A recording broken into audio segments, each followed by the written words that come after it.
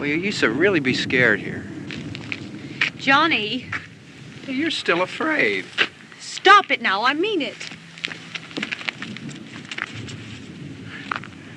They're coming to get you, Barbara.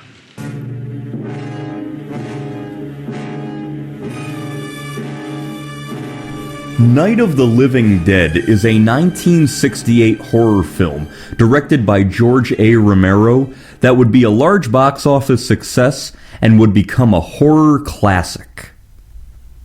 In rural western Pennsylvania, two siblings, Barbara, played by Judith O'Day, and her brother Johnny, played by Russell Striner, arrive at a cemetery to visit their father's grave.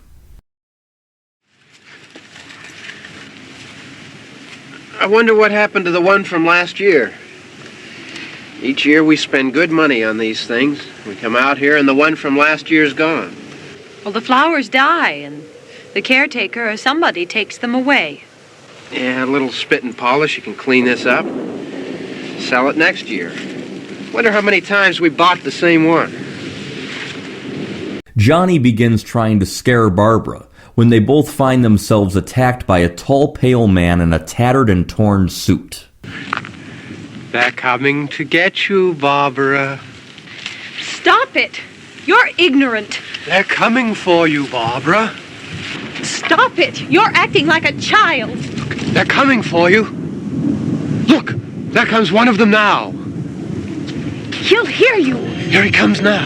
I'm getting out of here. Johnny!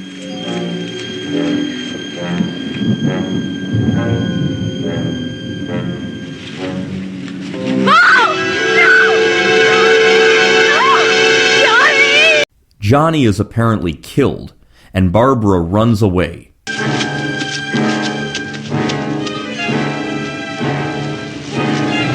She takes cover in a nearby farmhouse.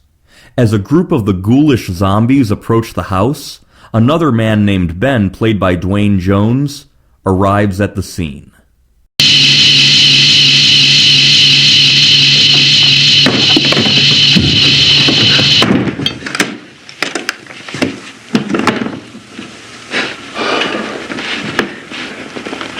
Right. Probably be a lot more of them as soon as they find out about us. The truck is out of gas. This pump out here is locked. Is there a key? We can try to get out here if we can get some gas. Is there a key? Barbara, nearly in a catatonic state, rests on a couch while Ben boards up the windows and doors of the house to try and protect themselves from the zombies outside. Because of the obvious threat to untold numbers of citizens, and because of the crisis which is even now developing, this radio station will remain on the air day and night. This station and hundreds of other radio and TV stations throughout this part of the country are pooling their resources through an emergency network hookup to keep you informed of all developments.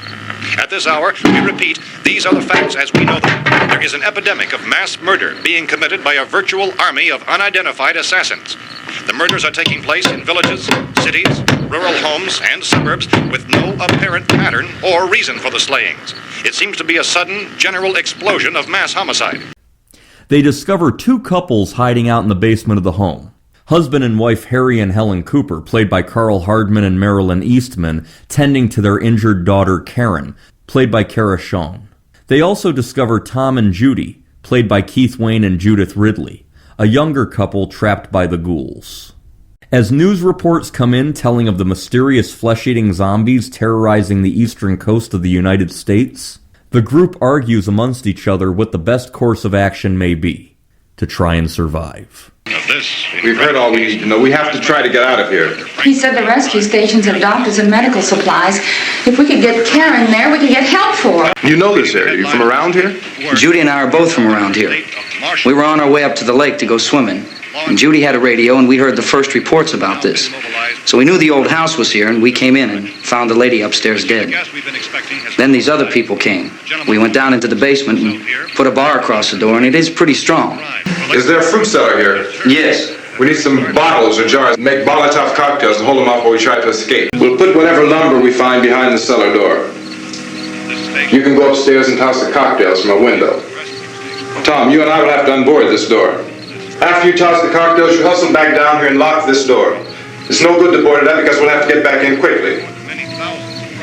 After we get the gas and get back into the house, then we'll worry about getting everybody into the truck. Now let's move it. This film was shot over a period of 30 days from July 1967 to January 1968 near Butler County, Pennsylvania. George A. Romero chose Evans City Cemetery for the first scene due largely to its isolated location. The crew didn't want to be interrupted by onlookers or police inquiring about their presence. The cemetery on top of a hill in a heavily wooded area allowed them privacy. In the graveyard scene, the real gravestone that Barbara cowers beside is that of Nicholas Kramer, 1842 to 1917, whose remains are interred in the Evans City Cemetery in Jackson Township, Butler County, Pennsylvania. The film's first scene, the initial cemetery attack on Barbara and Johnny, was actually the last scene to be filmed in November 1967. The actors had to hold their breath to avoid visible condensation in the frosty autumn air. The only reason they decided to add lightning effects in the film was because it began to drizzle on the day they filmed at the cemetery. John A. Russo noted that they added the lightning in case the camera picked up the rain. The main house did not have a true basement but a dirt potter's cellar, and thus they had no long staircase leading down to it. As a result, the basement scenes were filmed in the editing studio's cellar in downtown Pittsburgh. 200 extras were cast in parts of townspeople and zombies. The Pittsburgh police provided personnel and equipment. Bill Cardill, who played the television reporter, was actually a local Pittsburgh television celebrity. He hosted a horror movie program on Channel 11 in Pittsburgh, Pennsylvania, and occasionally reported the news. None of the cast are credited at the start of the film, perhaps because the movie had no major stars. Much of the dialogue was improvised. In the movie, Barbara says they ought to make the day the time changes the first day of summer. They ought to make the day the time changes the first day of summer. What? Well, it's 8 o'clock and it's still light. The spring forward day for daylight savings time in 1968 was April 28th, making April 28th, 1968 the day that the film takes place. Judith O'Day performed her own stunts, which she jokingly claimed amounted to lots of running. Her character of Barbara goes barefoot very quickly in the film because the crew lost one of her high heel shoes.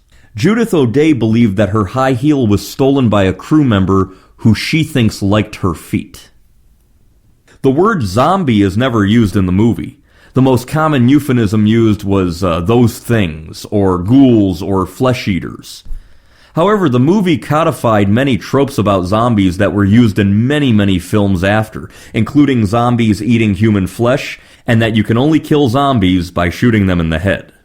The writers brainstormed what would be the most shocking thing for the zombies to do to people, and they decided on cannibalism. Bosco chocolate syrup was used to simulate the blood in the film. When the zombies are eating the bodies in the burnt-out truck, they were actually eating roast ham covered in chocolate sauce. The filmmakers said that it was so nausea-inducing that it was almost a waste of time putting makeup on the zombies, as they ended up looking pale and sick anyways. The film's world premiere was at the Fulton Theater in Pittsburgh, Pennsylvania on October 1st, 1968. The film was met with a standing ovation. This is one of the most profitable independent films ever made. It was made for $114,000 and it grossed $30 million, over 263 times its original budget. George Romero saw very little profit from the film. At the time, he didn't have a lot of knowledge regarding distribution deals, and the distributors walked away with practically all of the profits. At the time of the film's release, any work that did not include a copyright notice was assumed to be in the public domain. When the filmmakers forgot to include this notice, this film slipped into the public domain. The United States movie rating system was instituted on November 1st, 1968. This film, released October 1st, is one of the last films ever released in the United States without a rating. This movie was an early hit on the new home video rental market when it was released on VHS and Betamax around 1978 to 1980. There have been at least 2 computer-colorized VHS versions of the film. There was a crude one released in the late 1980s and a more sophisticated colorized version released about 20 years later. I first saw this movie around that time when I was about 11 or 12 years old, and I found it entertaining. I think Judith O'Dea looks kind of cute with her 1960s hairstyle, but the film does have an undercurrent of darkness. Not because it's a horror film, but sort of that hopeless dark feeling seen in many films from that time. That mood was very indicative of American culture around 1968. Any horror fan should eventually see this classic, Night of the Living Dead.